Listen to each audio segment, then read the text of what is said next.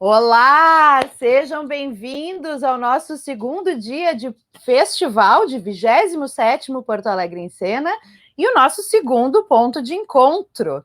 Eu sou Bruna Paulinho e vou estar aqui com vocês todos os dias, sempre ao vivo às 11 da manhã, pelo canal do festival, pelo YouTube, por todas as nossas plataformas e canais, batendo um papo, falando sobre a programação do dia anterior, uma análise, sempre um comentário bacana do dia anterior, falando sobre a programação do dia, entrevistando algumas das nossas atrações, trazendo depoimentos sobre a memória do festival e também passando a limpo a nossa programação do dia para a gente se organizar. Aquela pessoa que diz assim, eu vejo lá a grade, estou super perdido, quero assistir, quero acompanhar, mas não sei muito bem, fica comigo que a gente tem esse momento aqui no programa. Além disso, a gente também tem um episódio diário do audiodrama Crônicas da Manhã, que se você der uma espiadinha na nossa playlist no canal no YouTube, já está lá o episódio de ontem e de hoje. Se você preferir ouvir pelo Spotify, na descrição do vídeo lá no YouTube tem o link também.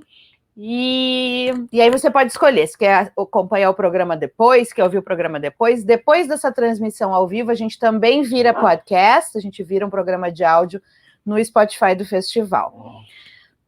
Mas, afinal, por que ponto de encontro? O que é esse ponto de encontro? O ponto de encontro, para quem já esteve no Porto Alegre em Cena presencialmente, é o momento, é o espaço de confraternização do festival, onde a gente sai das sessões, vai encontrar os amigos, vai conhecer os realizadores que estão na cidade, vai discutir o que assistiu, vai se programar para o dia seguinte, e por isso, como esse ano a gente ainda não pode fazer aquela aglomeração maravilhosa que a gente adora em torno de uma mesa de bar, a gente está fazendo ponto de encontro aqui todos os dias, para a gente manter esse ritual maravilhoso da troca. E aí, hoje, a gente já começa com um comentário do Kio Abreu sobre Marcha Ré. A gente vai ter também um bate-papo com a Rafaela Machado, que é bailarina integrante do Tulipa Coletivo de Dança, e com o Jax Machado e o Lincoln Camargo, que são da série de audiodrama Crônicas da Manhã, que eu acabei de falar para vocês. No nosso quadro Memória em Cena, a gente vai ter um depoimento da atriz Mirna Spritzer, que já foi vencedora do Braskem de melhor atriz, com Língua Mãe Mamelotion, e tem várias histórias lindas sobre o festival para dividir com a gente. Então, agora, estreando o nosso quadro de comentários da programação, a gente vai trazer o Kio Abreu, jornalista, crítico de teatro e curador de teatro do Centro Cultural São Paulo. Ele vai falar sobre a estreia nacional de Marcha Ré, que rolou ontem e que foi muito bacana e interessante. Bem-vindo, Kio! Opa, bom dia. Bom dia! Todo mundo que esteja por aí. Então, Kio, conta um pouquinho para a gente sobre a tua visão e a tua experiência ontem com Marcha Ré.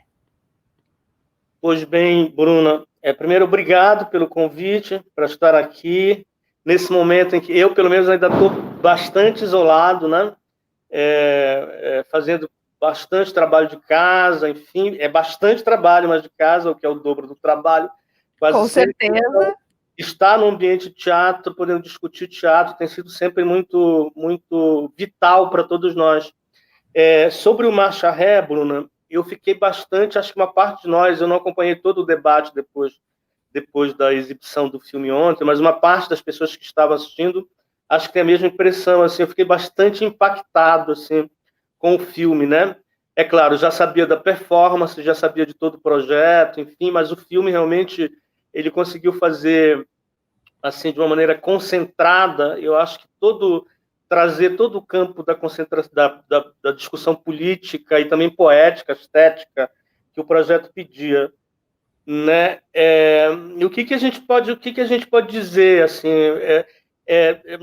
Eu acho que não há muita teoria a falar sobre esse trabalho, a ser aplicado sobre esse trabalho, não pelo seguinte: as circunstâncias elas são muito objetivas, não é? Assim, as circunstâncias que movem o projeto, as intenções da intervenção, elas estão dadas. Eu acho que o que a gente pode considerar aqui é de que maneira isso foi se fazendo nas chaves do trabalho do Vertigem, do Nuno, que foi um artista convidado, e do Eric Rocha, né, que dirigiu a filmagem. E aí tem um princípio que é básico, assim, como é que a gente se vira, como é que os artistas se viram, é muito bonito de ver isso, né? em uma situação dramática, trágica, como a que a gente está vivendo, que é esse contexto da pandemia, não a pandemia em geral, eu digo especialmente a pandemia brasileira, né? E resolvem a sua questão, resolvem as suas posições em uma chave própria, que é diferente da que a gente vê na televisão, no jornalismo, ou nos nossos discursos dos sociólogos que a gente acompanha, né? E esta é a chave da imaginação política, né? É a chave privilegiada. E foi incrível, achei, como esse povo todo, assim, o Teatro da Vertigem, esses artistas todos, e os seus colaboradores foram muitos, né? As pessoas que se agregaram à performance resolveram isso. Bom, eu não sei se todo mundo sabe como é que é, mas, assim, brevemente, a Bienal de Berlim demandou esse trabalho ao Teatro da Vertigem, pedindo que eles fizessem uma intervenção lá em Berlim, isso antes do contexto da pandemia, inspirados no Flávio de Carvalho, que é um artista visual e também performativo, né, do modernismo brasileiro, que é a inspiração para eles lá em Berlim também nessa edição, etc., e que aconteceria presencialmente em Berlim. Pois bem, pandemia não deu certo, então refizeram o projeto então passa a acontecer no contexto da pandemia, já com esta informação assimilada no Brasil, e agora com um desdobramento, que é justamente o trabalho do Eric Rocha, a filmagem do que eles decidiram fazer, esta performance. E o que é a performance? Marcha Ré. O trajeto é muito concentrado, como eu disse, a ideia é relativamente simples. Uma carreata como nós a conhecemos, só que feita em marcha ré, ao contrário, com cerca de 100 carros, com seus motoristas, enfim, dirigindo de um trecho da Avenida Paulista até o Cemitério da Consolação, não é? E aí já está evidente, é claro que esta proposta já está dada, a gente já pode intuir, é uma proposta de intervenção estética e política desses artistas todos, que pretende, por um lado, aquela altura, 4 de agosto, chorar, no sentido simbólico, a marca de 100 mil vidas que já haviam sido perdidas naquele momento, né?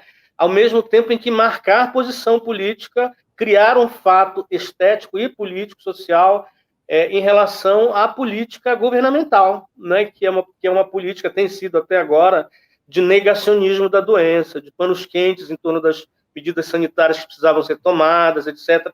E essa discussão toda que a gente acompanha. Pois bem, o que aconteceu ali foi uma coisa extraordinária, porque, diferente talvez de um teatro político estrito sensu, não é? Em que a gente pudesse, sei lá, vamos pensar no teatro popular, não é que isso seja menos importante, mas é que cada um tem a sua maneira de ver, né? De um teatro de protesto avant-propre, etc., que vai lá para o meio da rua, diz palavras de ordem, cria uma dramaturgia para dizer, não. Eles se apropriaram, como a gente pôde ver, das próprias estratégias, vamos chamar assim, na falta de palavra melhor, de quem está aderido às versões do governo em relação à doença, né? E a forma de tratar a doença, né? Então, a gente está falando, por exemplo, dos conservadores, dos grupos da população que estão mais simpáticos à direita nesse momento e que usam, por exemplo, a carreata como elemento de manifestação. Isso usou muito no início da pandemia, né, como manifestação. Exatamente. E aí o que acontece? O que o Vertigem e o Eric, o Bruno fizeram? Vamos fazer uma carreata. Também vamos fazer uma carreata, só que é uma carreata pelo avesso. Nós vamos fazer uma carreata ao contrário, em marcha ré, e não só isso. Uma carreata no principal, talvez na principal via ali simbólica de representação financeira da maior cidade do país, que é a Avenida Paulista. Um espaço de concentração das manifestações a favor do governo. Exatamente. Mas não só isso, indo em direção ao cemitério. Sim. Esta é a narrativa. A grosso modo, esta é a narrativa, né? Em marcha ré e em hora. Então, aí você já está dado um campo simbólico muito poderoso, muito iconoclasta, muito difícil do ponto de vista da logística, né? Eles falaram sobre isso ontem no encontro. Sim, foi um processo muito complexo, sem poder ensaiar, por mil questões burocráticas e jurídicas. Realmente é assim, o resultado já é impressionante por si, mas saber desse histórico deixa a gente mais impactado ainda. Eu, pelo menos, fiquei mais impactada ainda. Eu acompanhei um pouco, gente, vocês não imaginam o que é isso. Eu trabalho no serviço público, né? O Centro Cultural São Paulo é assim, você mover uma palhinha fora da regra, você fazer uma carreata com 100 carros nesse lugar central da cidade para trás, no sentido contrário do trânsito, eles devem ter movido assim. Pois bem, mas aí o que acontece? Então, este fato ele está dado. Eu queria chamar assim, então, está dado, é uma inversão de chave para marcar posição contra o negacionismo e chorar os mortos, mas tem, digamos assim, aspectos que acho que não são nem um pouco laterais do ponto de vista do que isso gera em termos de discussão de pensamento também, né? O que eu acho assim imediatamente é que a minha impressão inicial é assim, que é também um enfrentamento de uma certa visão de um progressismo positivista que acompanha a história da política brasileira desde sempre e que eles dão uma torcida no pescoço, né? A chamada ordem e progresso. O que o Vertigem faz nesse momento, né? Que é lema da bandeira e que move, e não é só uma coisa distante da gente, move todo o imaginário, inclusive dessas manifestações de direita, que pedem, por exemplo, a volta do regime militar, né, que pedem gestões mais conservadoras baseadas no intervencionismo do governo. Isto é a ordem e progresso, né? E o que o Vertigem faz nessa performance? Diz ordem e progresso, aqui é nossa. Pelo contrário, faz a carreata em sentido contrário, mas não só isso. Lá na chegada, no pórtico que aliás é um pórtico belíssimo do cemitério. É um pórtico belíssimo, e aquela obra que foi... No alto do pórtico está o Richard tocando trompete, e o que ele toca? O hino nacional, outro símbolo desse imaginário positivista do progressismo, né, que está na bandeira, etc, etc, só que é o contrário. Então, a narrativa está dada, né? Assim, e na chave de uma intervenção que conta muito com uma imaginação política, como eu digo, muito poderosa. Ela não se confunde com nada, então não tem como passar despercebido. É uma performance, para mim, já histórica, assim como foi o Flávio de Carvalho, em que eles se inspiram lá nos anos 30, num contexto menor, né? Flávio de Carvalho, artista brasileiro, iconoclasta também, espírito de porco, totalmente fora da ordem, que entre os seus experimentos se vestiu uma determinada indumentária fora da ordem e cruzou uma procissão de Corpus Christi também em sentido contrário, quase foi linchado, né? Então essa inspiração do Flávio de Carvalho nesse sentido, e também naquela panada que cai ao final ali da performance, também no pórtico do cemitério, que é a reprodução de uma outra obra do Flávio, que retrata a mãe que morria. A mãe doente, né? A mãe no leito de morte. Sim, e que aquela altura era um tabu, né? Esse tema da morte, ainda mais naquelas circunstâncias, era uma coisa totalmente fora da ordem. Pois bem, esse é o diálogo com o Flávio. E aí, então, o contexto, digamos assim, desta apropriação desses elementos todos, né? Eles estão dados, e o filme, só para falar um pouquinho agora, eu falei muito da performance, mas para falar um pouquinho do filme que o Eric fez lindamente aí com seus parceiros, eu achei, não sei o que vocês acharam, gente, mas eu achei, como eu disse, muito concentrado, assim, no sentido de ir no nervo das questões que interessavam, né?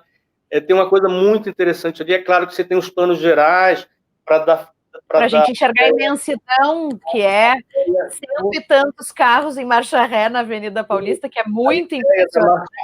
Do sentido dos carros e também da dimensão daquilo, mas tem uma coisa muito interessante que é também um relativo gosto pelos planos íntimos, pessoais. Então, muito close. É muito do Eric, né? Aí você tem toda a dimensão dramática muito impressa, né, no rosto das pessoas, não só no rosto, tal, mas às vezes você vê a calota do pneu de um carro ali também andando em marcha ré. Aquilo é uma coisa assim que no teatro a gente não veria, né, que o audiovisual nos oferece com recurso de linguagem, e que dimensiona dramaticamente o acontecimento, né?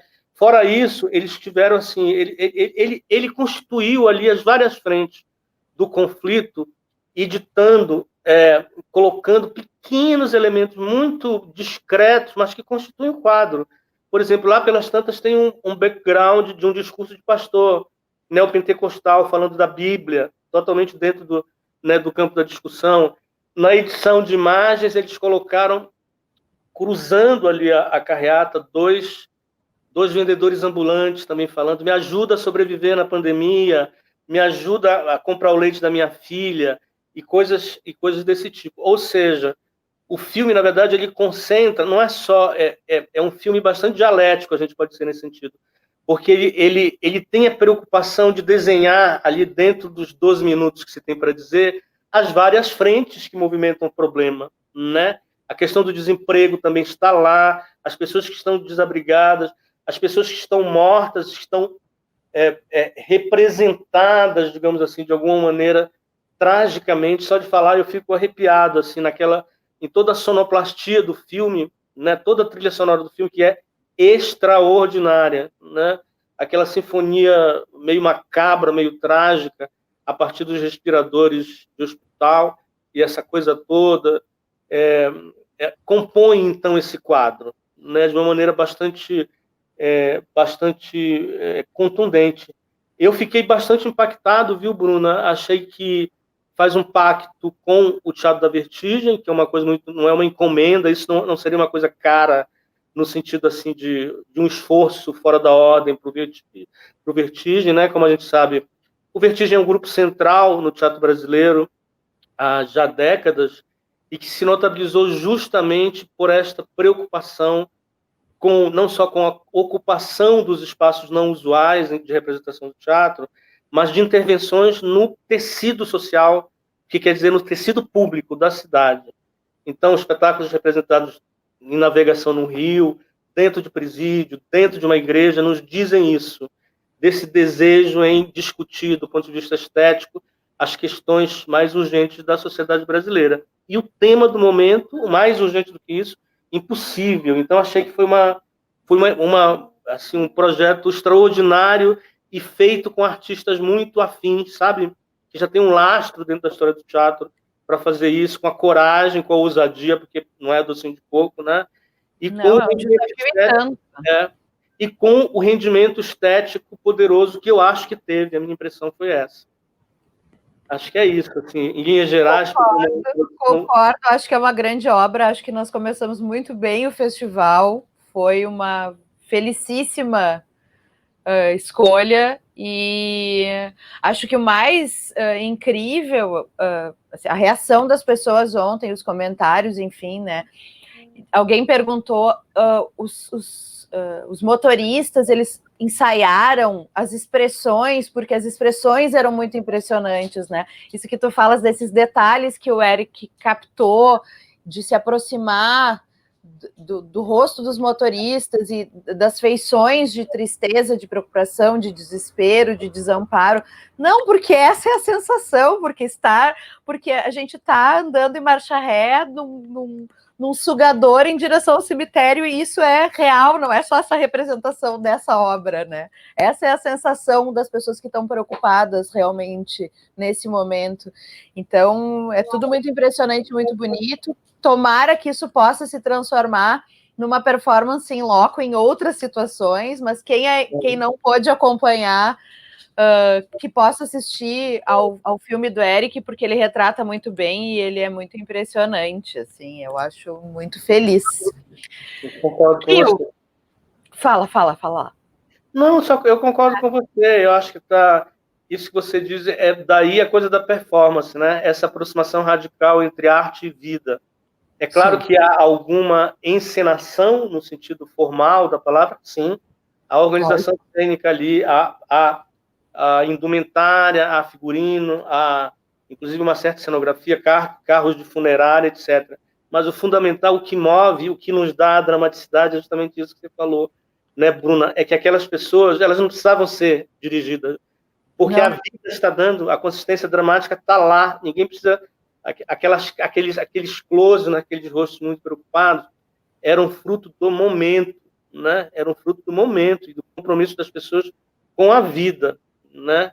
Então, eu acho que enfim, tudo bastante relevante, assim. Pois bem, te cortei, vamos lá. Não, imagina. Vamos falar um pouquinho sobre teatro em geral e esse momento que estamos vivendo. Assim, existe essa grande discussão sobre o que pode, o que não pode, o que é, o que não é teatro no ambiente digital. E na tua opinião, o que faz um projeto digital de performance ser ou não teatro nos dias de hoje, Kil? Eu vou dizer o que eu tenho dito um pouquinho sobre isso. Às vezes as pessoas ficam meio aborrecidas porque parece que você está colocando panos quentes. Mas sabe, Bruna, a minha impressão é de que essa é uma discussão meio fora da ordem, assim, no sentido de que a gente não deveria estar preocupado em enquadrar, em departamentalizar uma experiência que, na verdade, nem é nova, mas que, sem dúvida, nesse momento, ela vem com um volume, pelas circunstâncias, muito grande. Tem praticamente tudo que está fazendo nas redes, né? Eu acho que a gente deveria deixar as coisas serem, as coisas existirem, e aí começar a discutir o que isso demanda em termos de linguagem. O teatro é uma arte muito tradicional, com os seus tabus, como nós sabemos, né?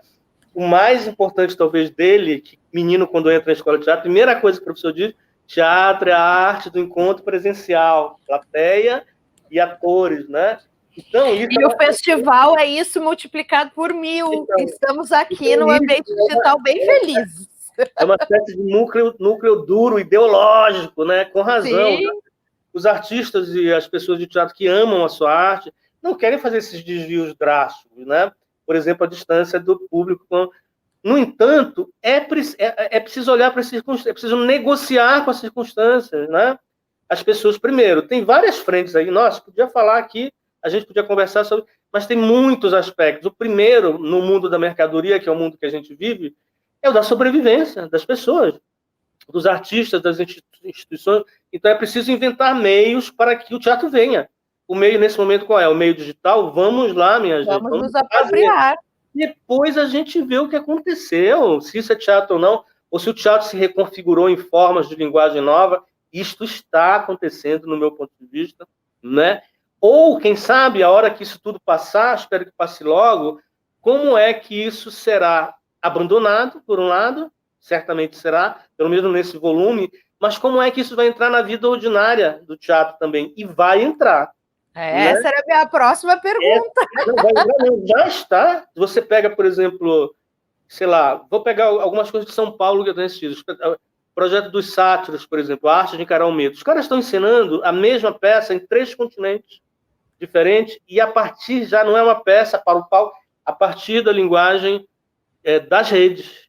Totalmente pensado em termos de linguagem para as redes. Companhia Mungunzá estreou essa semana, mesma coisa, poema em queda live, totalmente já dentro do esquema da tentativa de experimentar, porque tem que ser uma experimentação, o contexto das práticas digitais, das práticas, né? Isso é uma dramaturgia que tem que ser criada, constituída.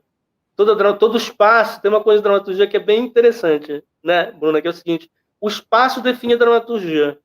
Os autores, aliás, isso é uma das lições interessantes para quem escreve, né? O autor que pensa no espaço em que sua peça vai ser representada, porque faz muita diferença. Então, com esta demanda, os autores estão pensando, por exemplo, dramaturgias novas. Eu penso nesse lugar produtivo. O que se gera a partir das circunstâncias? E muita coisa extraordinária está sendo gerada para as redes. Bonita, interessante, importante. Isto não impede que o teatro, vamos chamar assim, tradicional, também esteja nas redes. Sei lá, você pega um projeto desse do Sesc, por exemplo, que é um projeto grande, não sei se em outros lugares, mas em São Paulo, desde o início, assim, tem colocado muita gente. O que acontece ali? Não é teatro para as redes, é teatro para o palco, transmitido nas redes. Então, você vê que é um outro nicho, um outro campo. E também tem acontecido coisas belíssimas. Você vê, por exemplo, sei lá, um ator como o Cacá Carvalho, por exemplo, fazendo a poltrona escura, uma coisa concentrada. Aquilo funciona. Às vezes não funciona, funciona. É contundente, é belíssimo, do mesmo jeito. Não sei se do mesmo jeito, não é a mesma experiência. Não é a mesma experiência, mas te impacta, te emociona, se comunica, entregou, cumpriu seu papel como arte. De uma outra forma. Eu estou muito interessado em olhar o que está acontecendo, mais do que dizer se isso é teatro ou se não é teatro. Só para terminar, sem querer me alongar muito, essa discussão, Bruna, ela não é nova, ela vem desde o surgimento do teatro, desde que o primeiro ator encontrou a dialógica com o segundo, que o teatro saiu das portas das casas e foi para o meio da praça, ali já era um deslocamento de espaço, é disso que a gente está vivendo. Sim. Depois foi para dentro da igreja, depois foi expulso das igrejas, depois o teatro foi assimilado pelo cinema. O cinema não existe sem o teatro. O cinema é uma arte que se apropria do teatro para poder existir. Depois foi assimilado pelo rádio, o rádio-teatro, aliás, que tem consequências na vida. E continua vivo, e vai continuar vivo. Agora são as redes. Então, historicamente, nós temos aí uma longa... a própria apropriação da tecnologia, né? De usufruir disso. Então, assim, se é teatro, não vai poder usar audiovisual, não vai poder usar recurso técnico. Por que não? Não é? Uhum. Acho muito bom esse papo, que eu fico muito feliz. O que tu acreditas, tu que consome muito conteúdo e que está acompanhando, tu enxerga algum tipo de tendência de algo que vai ficar deste formato? Tu acredita que a gente vai ter opções híbridas de plateia, por exemplo, ou que vai começar a existir produções específicas de teatro para ambiente digital mesmo, com uma vacina, a gente voltando a encher e lotar lugares físicos? Sim, acho que sim. Em que volume isso vai acontecer, Bruno, é que a gente não sabe, né? Mas certamente, na verdade, isso ele já existe num volume muito pequeno. Tem companhias, Brasil afora, inclusive, que fazem teatro digital, né? Só que não tem muita visibilidade e tal. É bem fora da ordem. Mas isso vai acontecer em dois sentidos, para mim. É uma intuição, não sei se confirma ou não. Primeiro, sim, eu acho que daqui a pouco a gente vai ter também, inclusive, temporadas de teatro feitas para as redes, com linguagens feitas para as redes. O que vai acontecer, não sei, mas é que está se desenvolvendo o repertório, gente. Esse repertório, ele não vai sumir. São técnicas, é o que a gente chama de meios para chegar na linguagem. Então, isto vai acontecer. Não sei em que volume e tal, mas vai acontecer. Outra coisa, é bastante provável, é que estas descobertas da linguagem dentro do ambiente tecnológico vão ser levadas para a sala de espetáculo. Isso vai ser assimilado no contexto da representação tradicional. Não tenho dúvida nenhuma disso. Já conversei com vários diretores de teatro que me, assim, informalmente, já me cantaram esta bola, que ficaram assim, que descobriram coisas no trato com a tecnologia que querem demais experimentar com o público presente na sala de espetáculo, né? E quem sabe até formatos híbridos com conexões entre, que também não é uma coisa nova, mas que, então, quem sabe passa a ter mais recorrência, com formatos híbridos entre a sala e com os espectadores nas salas e espectadores em casa também. É isso que eu digo, é uma experiência que se a gente enquadra e simplesmente despreza, a gente deixa todo um campo de produtividade que está em perspectiva de fora.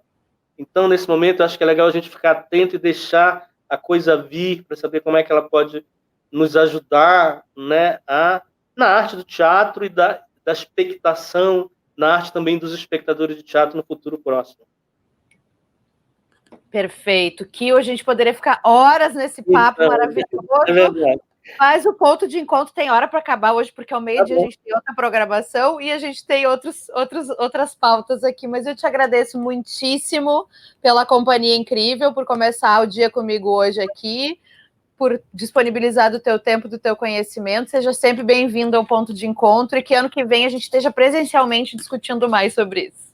Opa, eu agradeço pelo chamado. Gostei bastante também. E bom trabalho, está começando, né? Bom trabalho aí para vocês nesta aventura nova, que eu acho que é uma coisa nova também para vocês, né? É novo para a gente, mas está sendo muito feliz. Então tá bom, vamos juntos. Obrigado. Beijo, viu? querido, muito obrigada. Então agora, gente, vamos falar sobre uma atração do dia do projeto Enquadros. O Enquadros traz projeções espalhadas pela cidade, sem divulgar os pontos exatos onde vão ocorrer, exatamente para surpreender a vizinhança no entorno, não gerar aglomeração, porque a gente consegue acompanhar tudo pelas redes do festival, por todos os nossos canais de transmissão. E Primavera do Tulipa é a atração de hoje. Hoje é dia de dança. Com a expectativa da chegada da primavera, somada à expectativa de vida nova após pandemia, os corpos do Tulipa Coletivo de Dança dançam as flores que queremos ver florescer nessa primavera. Jogando com a relação de vida que vemos apenas pelas janelas, esses corpos criam a dança com suas silhuetas desenhadas pela luz que a janela nos traz. Um videodança criado com 4 bailarinos que dançam em frente à janela de suas casas, respeitando o isolamento social, não teve interação física entre o grupo, só digital por edição de vídeo. E a gente recebe agora a bailarina Rafaela Machado para conversar um pouquinho com a gente. Olá! Rafaela, seja bem-vinda! Obrigada! Tudo bem? Tudo! Rafa, conta um pouquinho para a gente sobre o Tulipa Coletivo de Dança. Certo. O Tulipa, ele começou a partir de uma proposta vinda do projeto de TCC de uma das integrantes do grupo, a Pamela Bolzan, em criar um espetáculo com a temática feminista para escrever sobre o processo de criação. Então, nós juntamos alguns colegas, a gente já se reunia para fazer algumas coreografias e acabamos realizando o espetáculo. A partir do espetáculo, a gente se tornou Tulipa. A gente acabou se conectando muito e querendo fazer outros trabalhos em conjunto. Então, a gente criou o coletivo, que trabalha de uma forma bem democrática. Nós não temos uma direção específica, nós não temos um coreógrafo só, todo mundo meio que faz tudo, assim, é uma coisa bem democrática. Então, o Tulipa é isso, é um coletivo, nós somos muito amigos e grandes profissionais e colegas. Assim, a gente trabalha junto, democraticamente. Aí eu tô meio nervosa. Não, fica tranquilo. A gente está no ponto de encontro, a gente está na mesa do ponto de encontro batendo papo. Beleza. Rafa, e conta um pouquinho do processo do Primavera do Tulipa. Ele foi construído pensando por enquadros, ele já existia antes? Conta pra gente. Então, ele se enquadrou no enquadros, porque a gente, todo ano, na primavera, a gente refloresce de alguma forma, né? A gente faz algum trabalho para renascer dentro do grupo, para dar uma respirada. Então, esse ano a gente decidiu comemorar a primavera de forma digital. E quando a gente leu o edital, a gente disse, nossa, vai encaixar muito bem. A gente não tinha produzido ainda, mas a gente já tinha escrito a ideia. Então, a gente decidiu colocar no enquadros porque ele fazia muito sentido.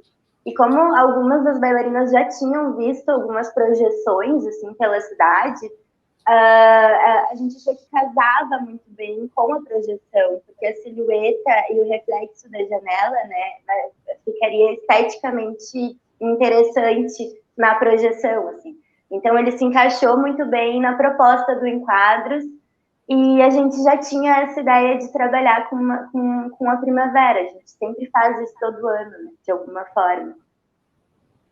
E como é que foi esse processo, assim? É ensaiar à distância, dançar à distância? Que aprendizados são esses? E o que vocês acreditam que vocês vão conseguir aproveitar desse novo formato de criação e de produção para daqui para frente?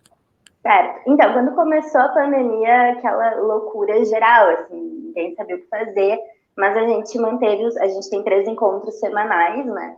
A gente sempre manteve os encontros, mesmo que virtualmente. E aí a gente já estava meio que num ritmo de trabalho, assim, então a gente já tinha outros trabalhos, outros projetos dentro das redes sociais, nos nossos canais, YouTube, Instagram, Facebook. Então a gente já estava um pouco mais acostumado. Acho que a gente é de uma geração que está muito conectada com isso, né? Então, claro, a gente teve que aprender a trabalhar à distância, mas de certa forma a gente já tinha um pouco dessa flexibilidade com o trabalho das redes. Sim. Então, assim, foi de certa forma, não foi super fácil, mas não foi impossível, né? E a gente tem uma das meninas no grupo que ela trabalha com audiovisual, então ela já tem toda uma outra visão, a Giana Socorro, que nos passa mais segurança. Gurias, filmem desse ângulo, trabalhem a partir desse formato. Então foi um pouco mais fácil de desenvolver o trabalho por ter essa assessoria, né, de alguma forma. Assim. Bacana.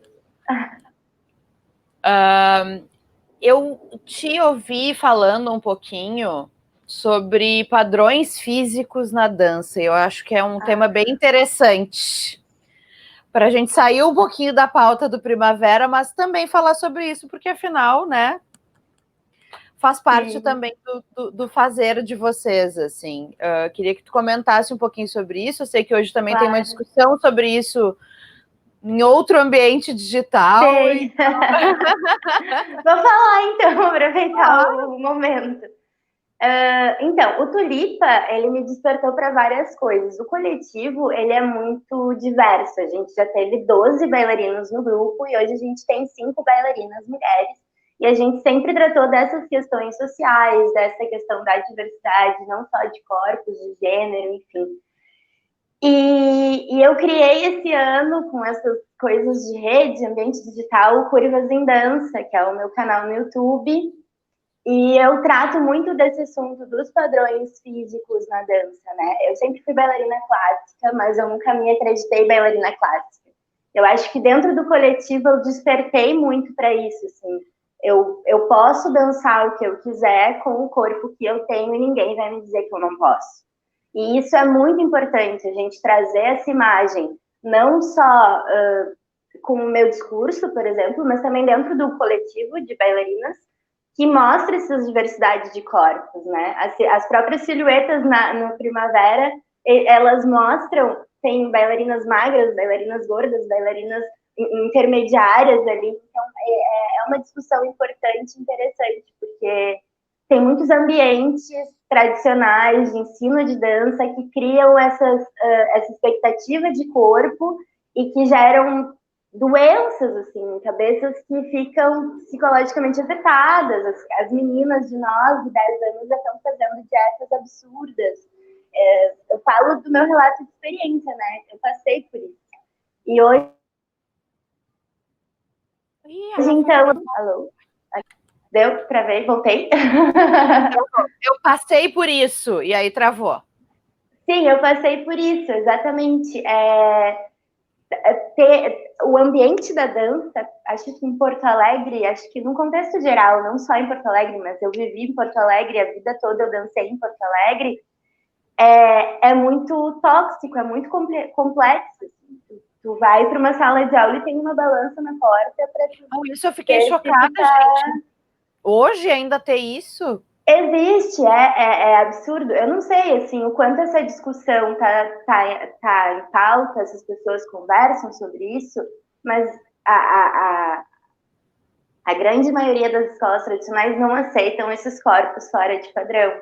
E, principalmente, geram esses problemas, essas disformias, elas trabalham através da anorexia, da bulimia, a gente acaba desenvolvendo doenças por causa da pressão estética que a gente sofre, né? E isso não cheguei nem perto ainda da gordofobia, porque para tu pensar em gordofobia, tu tá trabalhando com acesso. As pessoas que não têm o corpo, que são muito além do peso exigido pelo padrão estético social, elas chegam lá e elas nem chegam, na verdade, elas não têm esse acesso. Elas pensam que não é para elas, dançar não é pra...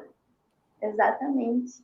Em especial o balé clássico, né? Que a gente sabe que tem muita rigidez em relação a isso, né? Então, assim, a coisa da sapatilha de ponta, tipo, por que uma pessoa gorda não poderia se ela tiver força muscular? Exato, né? E a técnica é uma super agressão física, né? Tem isso também, assim, de pensar essa agressão física do esforço e do quanto pode, assim, lesar o corpo do bailarino, né? Sim. Se tu trabalha, sobe na sapatilha de ponta da forma como tu acha que tem que ser, obviamente que tu vai gerar lesões, mas tem uma técnica por trás disso. Qualquer bailarino pode aprender a subir em pontas, desde que esteja bem orientado, né? É muito, muito louco, assim, as pessoas acham que porque tu é gordo tu não pode saltar. Cara, tu consegue suportar o teu peso, tu caminha, tu tem condições de saber suportar a queda, consegue amenizar o impacto. Então tem muita discussão vindo, assim, muita coisa para ser falada sobre o assunto, né? Enfim, eu posso ficar horas falando disso. E como é que tu vê hoje, seguindo sobre essa ação, assim, como tu enxerga hoje a cena? Existe uma tendência de mudança? Existe essa discussão dentro de escolas tradicionais? Ou isso ainda está muito à parte? Isso ainda é muito marginal, né? De estar à margem? Eu acho que é uma discussão que está começando. Eu acho que é uma discussão que ela está com pequenos passos, assim, subindo pequenos degrauzinhos. Eu acho que algumas companhias, a Macarenando, a Modern, que eu dancei ano passado na Modern, eu faço parte da Modern, né? Já estão abrindo maiores espaços, né? Os novos coletivos, acho que a nossa geração, assim, nova de artistas que já tem alguma história, mas que está botando a cara, eu acho que é uma geração mais querida, não querida, mas, sabe, consciente. Poxa, mais todo empática, o corpo, talvez. mais empática, isso. Eu acho que a própria Universidade Federal, o curso de dança da URGS, ele abre esse espaço, essa discussão, e faz a gente, né, desenvolver o pensamento crítico, assim. Mas eu acho que ainda dentro de uma escola tradicional, isso é uma coisa quase que não inexistente, uma coisa mascarada. As pessoas falam que não, mas fecham os olhos para a discussão mesmo, sabe? Para a questão da pressão estética. Assim. Então, vamos discutir mais sobre isso. Por favor. Vamos convidar todo mundo hoje para assistir pela nossa transmissão Primavera do Tulipa. Isso. E que venham corpos cada vez mais diversos para a nossa cena de dança. Rafa, muitíssimo obrigada pela tua participação. Obrigada. Merda hoje. Yeah. E a gente se fala em seguida. Tá bom. Um beijo. Tá certo? Obrigada, querida. Obrigada. Então, gente, a gente vai começar um papo agora com um dos nossos 2 entrevistados, porque um deles está no Uber, está chegando aqui no ponto de encontro. Coisas de tecnologia, mas como a gente tem hora, e eu prometi para Valéria Barcelos que eu não ia ultrapassar o tempo do ponto de encontro, porque ao meio-dia a gente já tem Comendo em Cena, e eu também quero assistir, afinal também sou filha de Jah, de Deus. A gente vai começar aqui falando, então, um pouquinho sobre o Crônicas do Amanhã. O Crônicas do Amanhã é essa série de audiodrama que faz parte da nossa programação do festival e que é uma criação muito bacana, que traz histórias ficcionais em formato de podcast e livremente inspiradas nos absurdos do cotidiano. Ao longo de 10 episódios, elementos e personagens surreais confrontam a realidade na tentativa de sonhar um amanhã. Mas qual amanhã que chegará? Essa coprodução ela é entre artistas do Rio Grande do Sul e de Minas Gerais. Adoro esse encontro Rio Grande com Minas. O projeto conta com as interpretações de Alexandre de Sena, Arlete Cunha, Carlos Azevedo, Dionísio Farias, Douglas Lunardi, Eric Flores, Fernanda Fiuza, Gabriel Farias, Ailine Vitória, Lisiane Medeiros, Marcelo Souza, Felipe Coutinho, Valéria Barcelos e Xandre Martinelli. A trilha original é do Álvaro Rosa Costa, o design de áudio é de Igor Pedro, a identidade visual do Jimmy Mello. Os textos autorais de Andréa Rodrigues, Aterna Pessoa, Jacques Machado e Lincoln Camargo, que também é responsável pela direção geral do projeto e está aqui com a gente. A direção de produção do Jacques Machado, que em seguidinha está entrando aqui, e é uma realização da Última Companhia de Teatro com essa edição do Porto Alegre em Cena. Então, Lincoln, muito bem-vindo ao ponto de encontro. Bom dia, muito obrigado. Bom dia. Obrigada por aceitar o nosso convite, por participar aqui com a gente. Lincoln, bom, o teu trabalho em parceria com o Jacques, ele já é de uns anos, né, por conta do coletivo Gaivota, mas sempre foi voltado para a cena presencial. Como é que surgiu a ideia de um projeto de audiodrama? Então, o Jacques é um parceiro, assim, de várias... eu sempre compartilho com ele as minhas as minhas ideias, né? Ou o que está acontecendo, ou o que eu tento. Inclusive, é um exercício que eu tenho feito para não acabar com as minhas ideias, né? Para não me sabotar. Aí eu vou lá e conto para ele fica animado e a gente vai se retroalimentando disso. Então, com essa questão da pandemia, que pegou todo mundo de surpresa, né? Enfim, essa angústia pungente, assim, em todo mundo, né? E nós artistas também, por não estarmos trabalhando presencialmente, sem saber, de fato, quando a cultura iria abrir as portas de novo. Eu comecei a pensar em formas, assim, não só da minha subsistência, né? Para as minhas primeiras necessidades, porque é de onde provém enfim, né? Quando o teatro está aberto, fazendo produção, fazendo correria, levando cabo, escrevendo, a gente tem multifrentes, né, no teatro para poder, infelizmente, isso não tem que ser romantizado, mas é o que acontece, né, para a gente poder existir. E aí, com essa realidade, eu comecei a pensar formas, assim, de querer fazer coisas, assim, de juntar pessoas, e criar algum ambiente, alguma coisa que seria possível, assim. Então, comecei a pensar isso num audiovisual.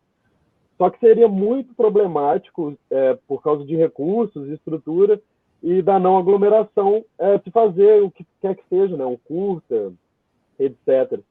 Até que eu me deparei com um audiodrama no Spotify, e achei interessante, assim, né? E conversando com outro amigo, que é o Anderson Salles, que é um mineiro também, que estudou aqui no Rio Grande do Sul, ele falou sobre essa vontade também de fazer um podcast, etc. E aquilo foi fervilhando, assim, porque era uma forma de trabalhar com outras pessoas, né? Porque para mim a minha vontade era essa, assim, de tornar-se uma coisa coletiva, assim. Então era uma forma de trabalhar com outras pessoas, de tentar também, né? Editais, etc. Porque até então estava só estava recebendo auxílio e fazendo freela para poder manter, como muita gente está fazendo. E aí ocorreu que eu comecei a alimentar essa ideia de fazer o Crônicas do Amanhã. Então, ouvi um podcast de audiodrama, aí eu comecei a ouvir e tal, e dividi essa ideia com o Jacques. E aí, quando eu dividi com ele super pilhou também de alimentar isso, de saber como é que a gente ia fazer e tal. E aí a gente começou a ouvir junto alguns podcasts, entender, né, como é que funcionava isso, como é que seria esse processo. Aí a gente tentou alguns editais, até que a gente viu que o Porto Alegre em Cena, toda a programação ia ser voltada para esse nicho virtual, online. Foi quando a gente pensou, e se a gente batesse na porta com esse projeto, né? E aí aconteceu, calhou do pessoal também tá pensando em alguma coisa nesse formato para o áudio, e aí estamos aqui agora. Conta um pouquinho, Lincoln, sobre a dramaturgia do Crônicas do Amanhã. Com certeza. Então, ouvindo esses podcasts, mencionar um aqui, que é o do Calderoni, tinha coisas interessantes, assim, mas coisas que não me atravessavam, assim, né? E aí a gente ouviu outros também, a gente foi atrás, assim, de ouvir e entender o que é isso, né? Que antigamente seria a radionovela, hoje também pode ser considerada, mas pensando nesse lugar, assim, de um curta sonoro, de uma experiência que a gente não sabe bem qual é, que é uma experimentação. Então a gente partiu da dramaturgia e da experiência de produzir isso, de tentar ser um lugar assim realmente de imaginação, assim. Então as dramaturgias partem de discursos ou não, né? Porque acho que os discursos estão introjetados na gente, nos nossos corpos, né? De onde eles vêm e como eles são. Então as dramaturgias elas partem desse lugar e todos os 10 episódios têm um fio condutor, cada episódio é um episódio diferente, mas todos eles têm um fio condutor que seria algo surreal, absurdo, poderíamos chamar assim, né? Mas eu prefiro ainda pensar que é um lugar de sonho, assim, né? Porque é onde eu me coloco, que agora, nesse lugar de sonhar outra realidade, e às vezes de estar cansado de estar cansado por sonhar essa realidade e talvez não conseguir trazê-la à existência, né? E claro que eu falo trazê-la à existência, eu não quero falar que eu sou capaz de trazê-la sozinho, né? Isso é uma coisa coletiva.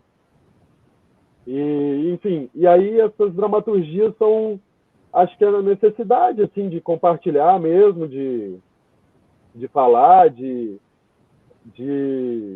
trazer ao mundo, né, de forma organizada essas inquietações que a gente tem dentro de nós, assim, esses enosamentos, essas coisas. A parceria com Minas acontece naturalmente, porque eu sou de lá, e inevitavelmente tudo que eu faço eu trago o olhar do meu lugar, né? De onde vem minha infância, minha adolescência, muitas coisas que me alimentaram culturalmente, e aprendo muita coisa aqui em Porto Alegre desde que eu vim, e essa fusão acontece de graça, assim. E tem outros textos, assim, não tem textos só meus, né? É importante falar que tem textos autorais da Andréia Rodrigues, da Terna Pessoa, o Gabi Farias também assina o Abdução, junto comigo. Na verdade, ele escreveu muito mais que eu esse episódio. E o Jacques faz outros 2 episódios. Então... Olha aí que eu acho que acho que a gente vai ter mais um convidado na nossa mesa aqui no Ponto de Encontros. Finalmente o Uber do Jacques Machado chegou. Gente, Jacques, bem-vindo! Pelo amor de Deus, quanto mais a gente trabalha com tecnologia, mais ela nos passa a perna todo dia. A gente Mercúrio tenta no celular... retrógrado, meu anjo. Bah, pior. E aí a gente vai para o computador, e aí não habilita microfone e câmera, e aí, enfim, nós estamos aqui. Finalmente. Enquanto eu pergunto para o Jacques uma coisa, Lincoln, eu ia te pedir, se você tiver iPhone, fica melhor para a gente te escutar, que está um pouquinho abafadinho. Tá bom.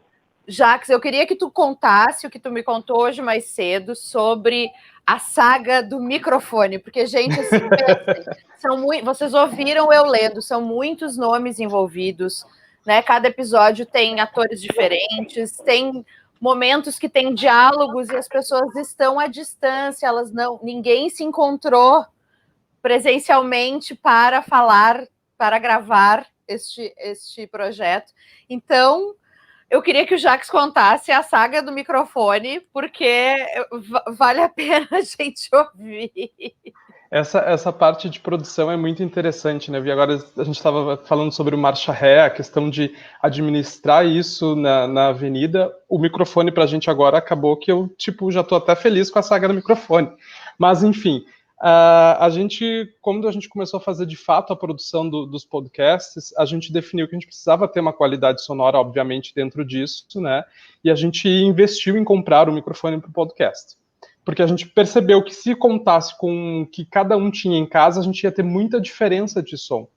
E ia aí, ficar muito irregular, e às vezes na pós-produção não ia conseguir resolver, né? E realmente o microfone, eu que também agora tô maluquinha dos podcasts, a diferença que faz um bom microfone é impressionante. Completamente. A gente entra na saga, inclusive, de pesquisar, mas enfim, essa foi uma outra saga. Essa é outra saga. Vamos para a saga produção vai e vem desse microfone aí.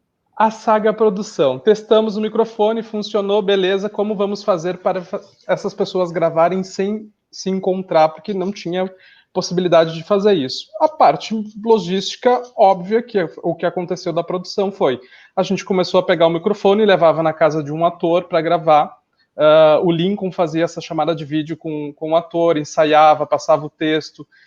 O texto tem textos do Lincoln, meu e de outras pessoas, mas assim, existiu uma construção também dos atores, né, em cima dos ensaios dessas chamadas de vídeo para contexto. Então a gente fazia essa chamada de vídeo, construía, e a pessoa gravava na sua casa, no seu notebook, no seu computador, E depois que gravava, mandava áudio pra gente, a gente validava. Beleza, Tamara, isso aí, voltamos, vou eu de novo para casa da pessoa, pego a caixinha do microfone, esteriliza toda a caixinha, o microfone, faz toda a higienização necessária e vai para a segunda casa.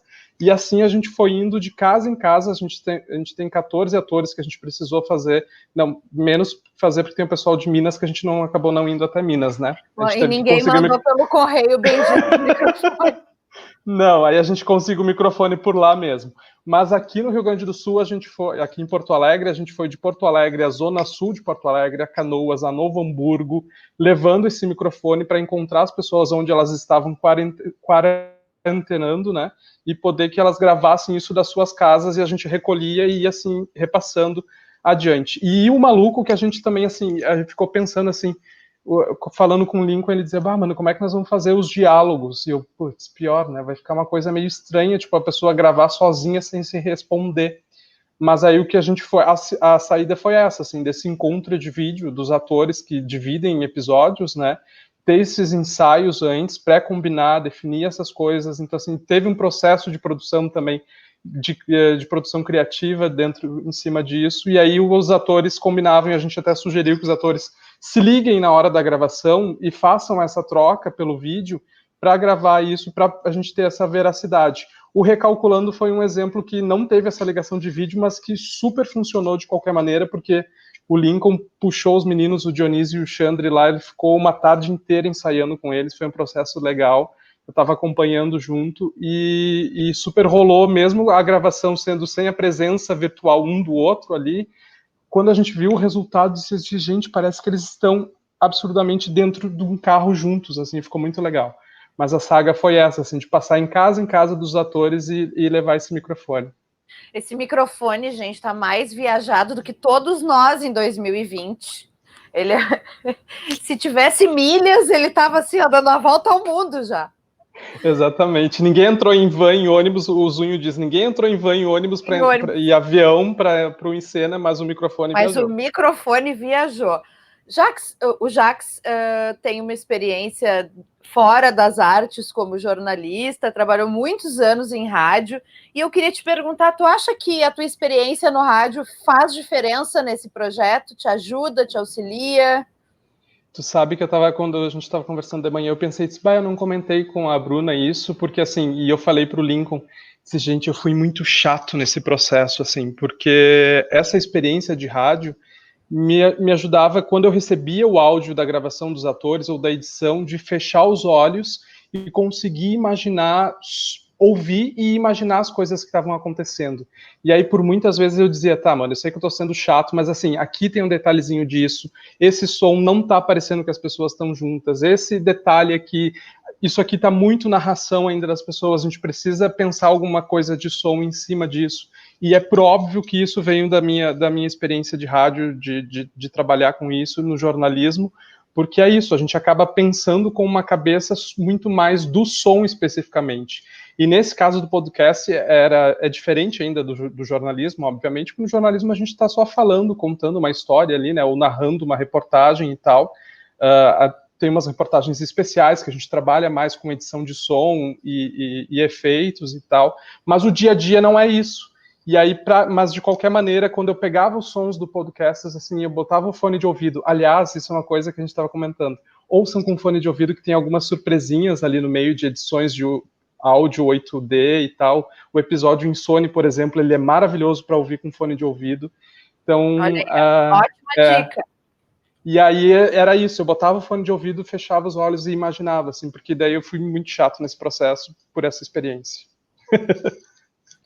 E meninos, nós vamos ter nova temporada do Crônicas do Amanhã. Vocês estão pensando outros projetos em áudio? Olha lá, e a Valéria já está lá, chamando a galera para o Comendo em Cena. Já vamos, amor, já vamos. Já vamos, Valéria. Merda, Val. Então, o que acontece? Eu queria agradecer aqui, o Jax está falando de todo esse momento aí, eu queria agradecer o Igor, né, que teve que aguentar, por um lado, o Jax falava as coisas e a gente batia assim, tem coisas que eu falava assim, não concordo, mano, é isso aí, tá assim, outras eu não tinha percebido, porque a gente escuta muito, né, e às vezes passa batido. Mas queria agradecer o Igor Pedro, o editor, porque ele aguentou chamadas de vídeo comigo, muitos áudios indo e voltando, muitos áudios indo e voltando, né? Muitos pedidos mirabolantes, assim, de ô Igor, pensei num negócio que agora, que é assim, assado, e aí não tinha uma referência, eu só tinha um plano mirabolante, assim, uma coisa que eu e o Jacques tinha conversado, e passava para ele, ou pensava alguma coisa assim na hora para arrumar alguma coisa, para ajeitar alguma coisa que no texto não tinha ficado bom ali, e ele estava sempre ali disponível e, O menino enfim, vai ser canonizado, trabalhando coitado. como parte criativa disso também. Do futuro, eu disse, o Igor vai ser canonizado, coitado, porque ele aguentou as exigências minha e do Lincoln. Mas do futuro, vamos ver, né? O Lincoln queria já ter ele já tem na cabeça uma segunda temporada aí, vamos ver se a gente vai conseguir fazer isso. Eu já amei a solução da Val, que quer transformar o episódio da protagonista, que foi a estreia, num espetáculo físico, e já disse pro Lincoln, já vamos escrever isso em conjunto, que a gente tem que produzir isso. Mas eu acho que vem uma segunda temporada, talvez, né, Lincoln? Acho que sim, vamos torcer. Aqui, foi só amor ter trabalhado com vocês. Obrigado, Igor. Não fala mal de mim, que tá ao vivo, minha família tá assistindo. Mas vamos sonhar com isso, né? É disso que a gente está falando, de futuro, e a gente espera que a gente possa trazer outras narrativas também. É interessante esse lugar do podcast, porque tem outro trabalho em podcast também no Porto Alegre em Cena, né? Que é um do Cleverton e da Camila, se eu não me engano. E, enfim, é interessante ver esse movimento, assim, né? Dessa dramaturgia em áudio, dessas experiências. Enfim, e eu acho uma vamos delícia. torcer para voltar no futuro, numa segunda temporada. Que assim seja, meninos. Muito, muito obrigada. Como eu prometi para a Val, e eu ainda tenho assunto aqui. Muito, muito obrigada. A gente poderia ficar horas falando e ouvindo todos esses causos maravilhosos. Sucesso. Para quem quiser acompanhar os episódios de Crônicas do Amanhã, eles entram ao ar sempre em seguida aqui do Ponto de Encontro pelo YouTube. Você pode conferir no Spotify, nas plataformas de streaming gratuitas. E são 10 episódios, então todos os dias ao longo do festival você pode acompanhar. Agora a gente tem um quadro muito bacana, que é o quadro de memória do Encena, que a gente está coletando depoimentos de pessoas que já assistiram coisas incríveis, que participaram, que trazem suas recordações do festival. E hoje a gente tem a participação da maravilhosa Mirna Spritzer.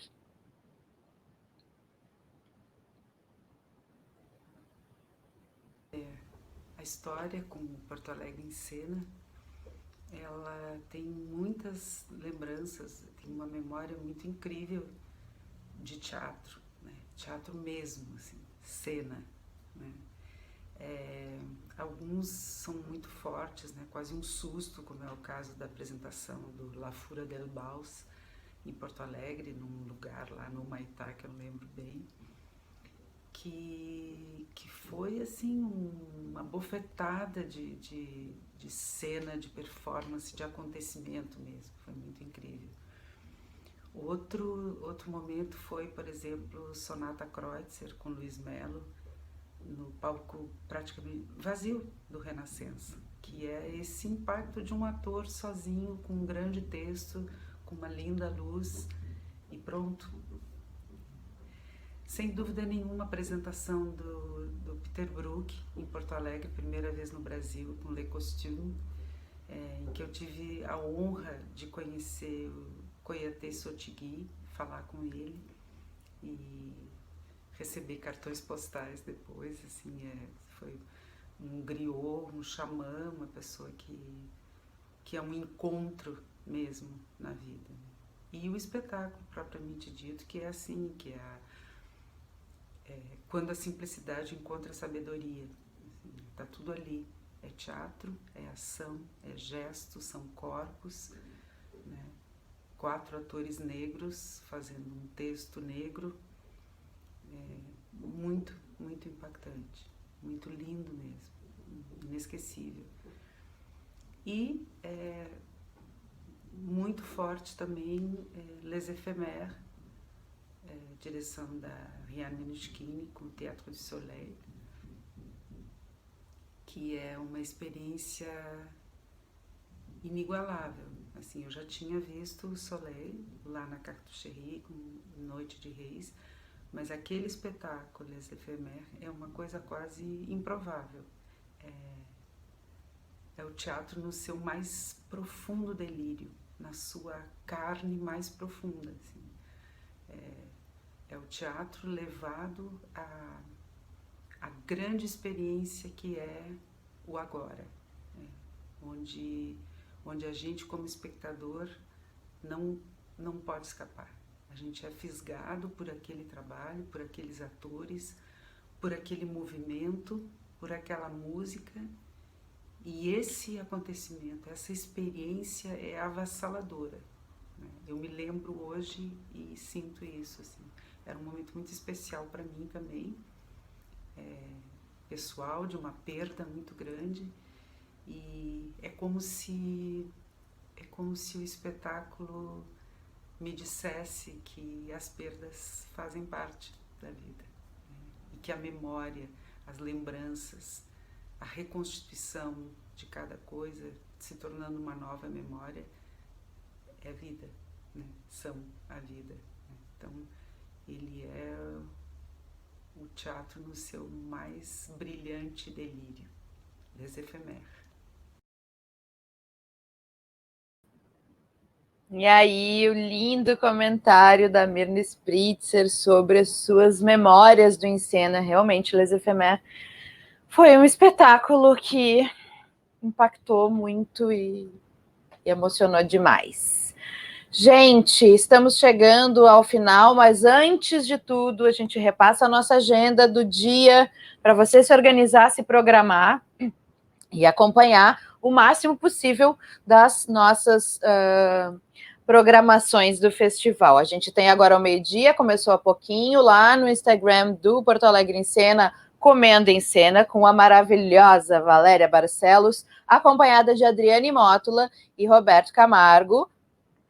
Terminando aqui, corre para lá, falta pouquinho aqui.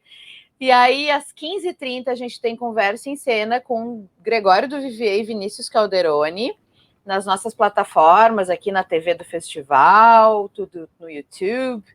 Às 17 horas, a gente tem mais uma performance anti-aglomeração, Ritual de Sobrevivência Urbana. Não contamos onde, pela cidade. Quem estiver pela rua será surpreendido. Quem estiver em casa, siga em casa e assista através das nossas transmissões. Às 18 horas, a gente tem mais um Conversa em Cena com a Jezebel De Carli e com a Ana Luísa Silva, falando sobre Terra Dourada, que é a atração do Braskem desta quinta-feira, às 19 horas. Entra no site portoalegreemcena.com, descobre como faz para assistir. Lá vão ter todas as informações, links, etc, etc, etc. Nossa estreia nacional de hoje é um espetáculo que eu estou muito curiosa e que amanhã vai ser nosso comentário aqui, que é Tudo que Coube uma VHS, em diversos horários. Acho que hoje não tem ingresso mais, mas para os próximos dias ainda tem alguma coisa para sessões. Os ingressos custam R$10 e R$5. E aí a gente tem às 20 horas, Primavera do Tulipa, que a gente conversou com a Rafa aqui, projeto em quadros, projeções pela cidade e transmissão pelos nossos canais, e encerrando a nosso segundo dia de 27º Porto Alegre em Cena, às 20h30, a gente tem Body A. Gente, eu fico muito feliz com a audiência e a participação de vocês. Amanhã, de novo, às 11 horas, estaremos de volta ao vivo. E o Porto Alegre em Cena, o 27º Porto Alegre em Cena, ele é apresentado pelo Ministério do Turismo por meio da Secretaria Especial da Cultura, Secretaria de Estado da Cultura e Prefeitura de Porto Alegre, através da Secretaria Municipal da Cultura, com patrocínio de Itaú, PMI Foods, Braskem e Panvel Farmácias, com apoio de Synergy, RBS TV, TVE e FM Cultura. Primeira Fila Produções e Leão Produções, nossas maravilhosas agentes culturais, com financiamento do Procultura RS, Governo do Estado do Rio Grande do Sul. Eu sou Bruna Paulin. Hoje eu tive o luxuoso auxílio técnico da produção de Stephanie Ewald. Espero que tenha dito certo, Stephanie. Não confirmei contigo o teu sobrenome. E eu tenho apoio da Tsuru Alfaiataria, do Coletivo 828, Everest Cristais e Bruta Arte. Um beijo imenso e até amanhã no nosso ponto de encontro ao vivo, às 11 da manhã.